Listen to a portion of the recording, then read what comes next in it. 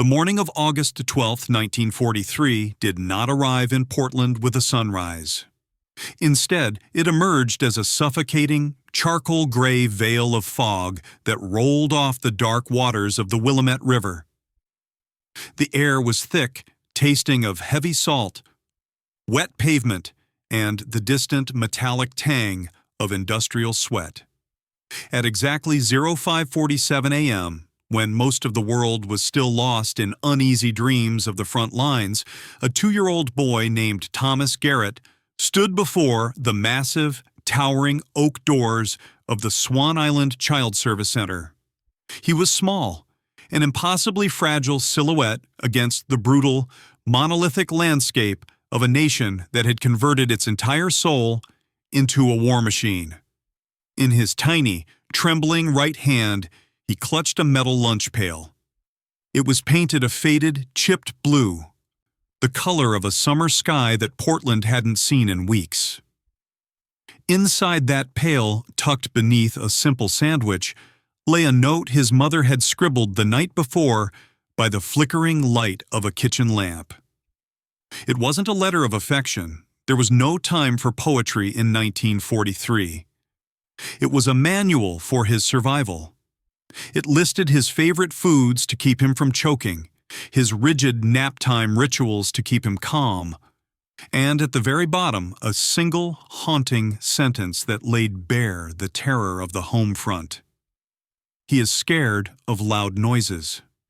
His mother, whose name was etched in the Shipyards ledger, had just clocked in for the graveyard shift at Kaiser Shipyard No. 2. As she donned her heavy leather welding jacket, she knew that within the hour, Thomas's world would be shattered. Not by bombs, but by the industrial symphony of victory. The bone-shaking shriek of grinding steel, the rhythmic, soul-crushing thunder of pneumatic riveting guns, and the blinding, ultraviolet hiss of arc welding. She wouldn't touch his hand again for 16 grueling hours. Thomas didn't cry. He didn't protest. At only 24 months old, he had already absorbed the stoic, hollow patience required of a nation at war. He stepped through those brass-handled doors, leaving the chaos behind, and entered a sanctuary that was more than a school. It was a miracle of human engineering. The doors that Thomas Garrett passed through were not the flimsy, makeshift partitions of a nation in a hurry. They were built from solid, seasoned oak, heavy enough to drown out the industrial scream of the riverbanks. They were fitted with brass handles, polished every night by the staff until they gleamed like gold under the electric lights. This was the architectural soul of Pietro Belluschi, a man who refused to believe that wartime utility had to mean ugliness. While the rest of America was frantic, slapping together plywood shacks and canvas tents to house the influx of war workers, Belluschi was in Portland, designing a cathedral. He built a fortress of brick and reinforced concrete, rising 3 stories high like a monument to the future. But inside, it was a temple of light. Belluschi understood that a building is more than its walls. It is a vessel that shapes human behavior. He designed massive, expansive windows, angled with mathematical precision to capture every fleeting, precious second of the Oregon sun. He knew that for a child, light is hope. He knew that children, caught in the gears of a global conflict, needed vast spaces to run and secret, quiet corners to hide when the world felt too heavy for their small shoulders. This wasn't just a daycare, it was an industrial miracle that stood for 673 days, proving that a society could value its smallest citizens even while it forged the weapons of destruction. In these halls, the war did not exist. There was only the smell of fresh wood, the warmth of the sun, and the quiet promise that tomorrow would come. By the midpoint of 1943, the United States was staring into a black hole of labor. The war demanded ships at a pace that defied the laws of physics. Henry Kaiser's yards were the heart of the Pacific Front, churning out Liberty ships, massive, steel-ribbed cargo vessels that carried the lifeblood of the Allies. The Maritime Commission had set a target: 1 ship every 10 days. It was considered impossible, but a new army had arrived to shatter that impossibility. An invisible army of 6 million women who had never touched a welding torch in their lives until the world caught fire. They were the new face of American labor. They were the ones who welded hull plates in the freezing Oregon rain, who operated massive 10-ton cranes in the pitch black of the night, and who riveted seams while balanced on narrow scaffolding 40 feet above the churning water. They worked the graveyard shifts, the swing shifts, and the double shifts that blurred the days into a single, exhausting haze of production. But beneath the masks and the heavy denim, they carried a secret terror. Thousands of them had infants and toddlers at home with no one to watch them. In 1943, America had no national policy for children. Mothers were being forced to choose between the survival of the Republic and the safety of their babies. Henry Kaiser, a man of cold logic and steel nerves, didn't see this as a social debate. He saw it as a supply chain failure. If a machine needed oil, you built a pump. If a welder had a child, you built a world-class sanctuary. The Kaiser Child Service Centers were not a place of charity, nor were they staffed by well-meaning amateurs or untrained babysitters. They were bastions of professional excellence. Henry Kaiser understood that to build a world-class ship, you needed world-class engineers. To raise a world-class generation, you needed the finest minds in education. He went to the ivory towers of academia and recruited the best. The staff were teachers trained by child development legends at Columbia University's Teachers College, Stanford, and the University of California. These were individuals who had studied the very architecture of the human mind. They were supported by nurses recruited directly from the surgical wards and pediatric wings of hospitals across the Pacific Northwest. Nutritionists, who had previously spent their careers designing wartime ration programs for the U.S. Public Health Service, were brought in to engineer every calorie that entered a child's body. They maintained a staggering staff-to-child ratio of 1:5 for infants and 1:10 for older children, a standard that puts most elite private schools of the 21st century to shame. The teachers weren't working for scraps. They were paid between $150 to $200 a month. In 1944, that was a competitive, professional salary, roughly equivalent to nearly $3,000 today. This meant the centers didn't just attract workers, they attracted pioneers. They came from experimental schools and university labs. Driven by the belief that what happened within these brick walls was just as vital to the future of democracy as the steel being welded in the yards half a mile away.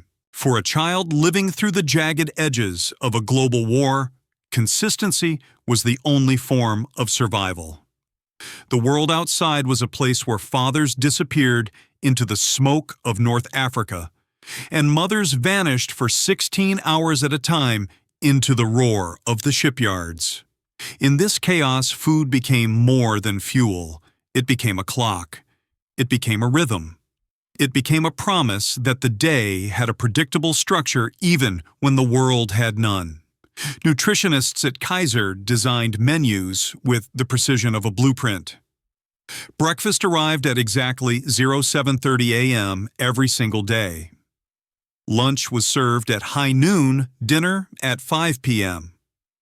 These weren't improvised cafeteria meals.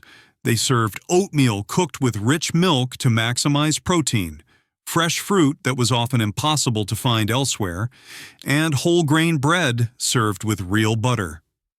In an era where a single egg or a pound of sugar was a luxury, these children ate like royalty. Catherine Lenroot, the formidable head of the U.S. Children's Bureau, visited in 1944 and walked away in silence, stunned by the quality of care. She realized that these children weren't just being fed. They were being anchored. For a 2-year-old, a warm bowl of oatmeal served at the same time every morning, by the same smiling face, was a shield. It was a message that whispered, "You are safe. You are cared for. The world is still in its place."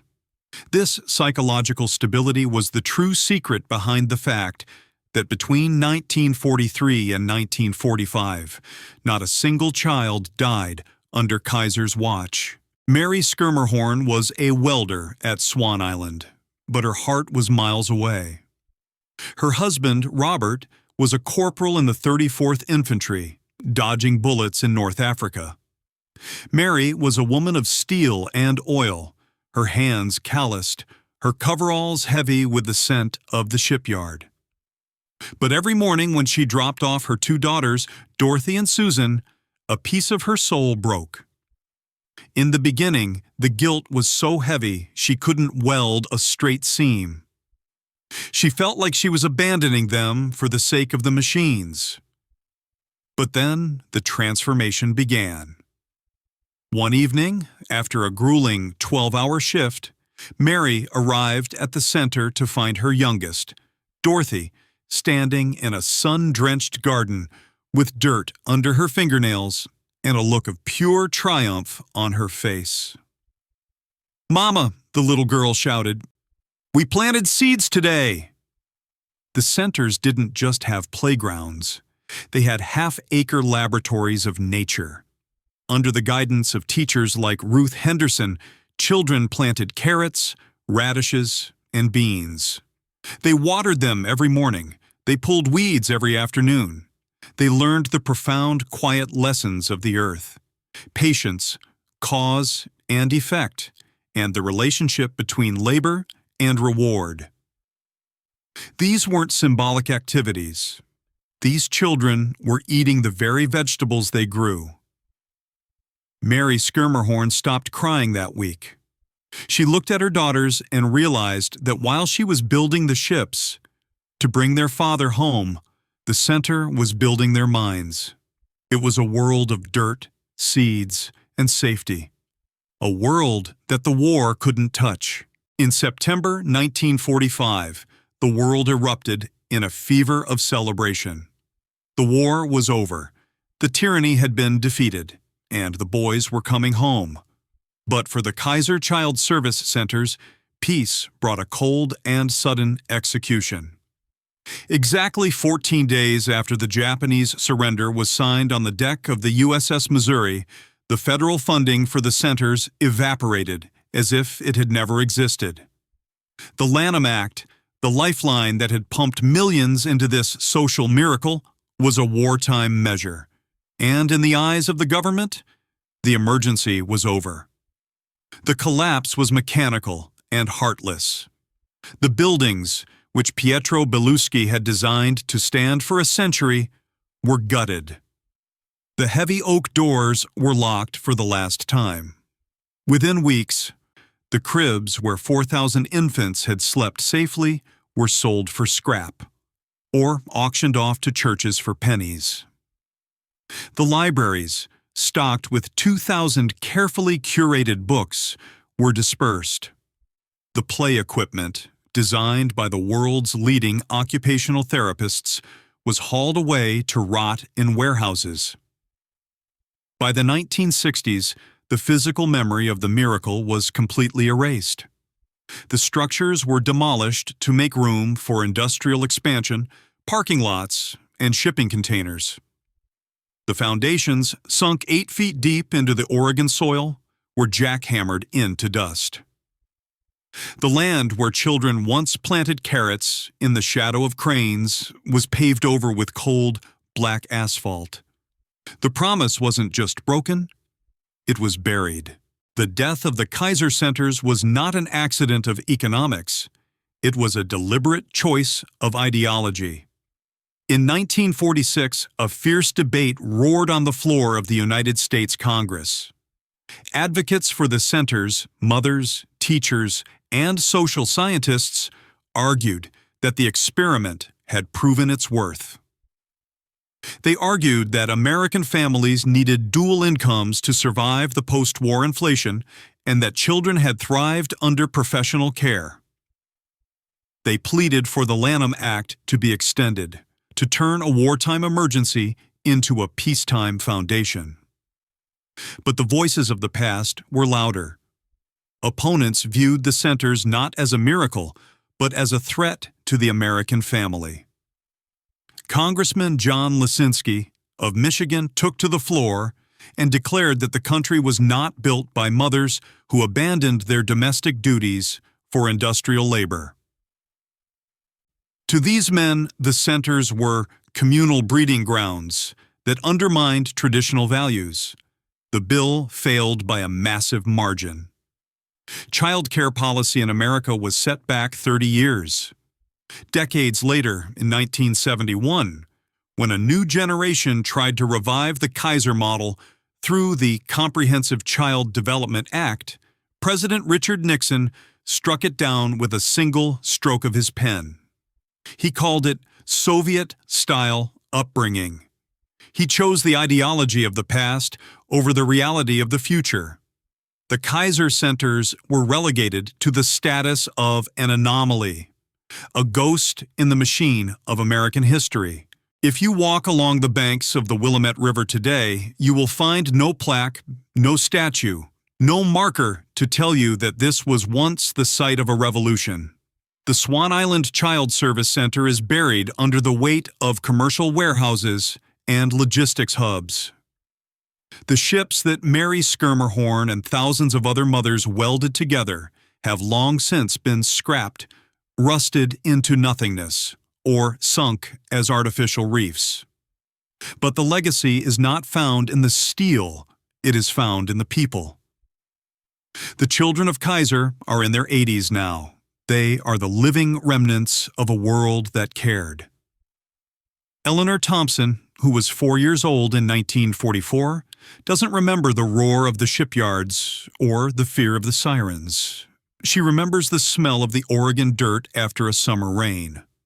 She remembers a teacher named Miss Ruth who sat with her and read stories about steam trains until she fell asleep. Thomas Garrett, the boy who walked through those doors with a blue lunch pail, grew up to spend 37 years as an elementary school teacher. He didn't do it for the money. He did it because he wanted every child to feel the way he felt in 1943. That no matter how loud the world got, there was a place that would keep them safe. He was the fruit of a garden that was paved over, a reminder that while buildings fall, the seeds they plant can survive for a lifetime. The Kaiser Child Service Centers existed for only 673 days.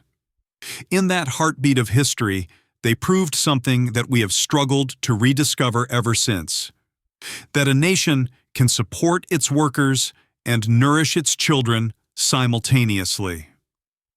It proved that childcare is not a personal burden, but a national infrastructure. Today, American families spend an average of 22% of their income on childcare. In 1944, the mothers at Kaiser spent less than 5%. The difference isn't a lack of resources, it is a lack of will. The story of Swan Island is not just a nostalgic trip into the past. It is evidence. It is proof that when we choose to, we can build a world where a 2-year-old boy doesn't have to be afraid of loud noises because he knows he is safe.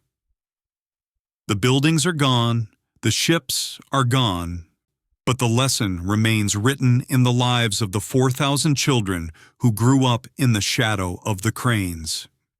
We once knew how to take care of our own. We simply chose to forget.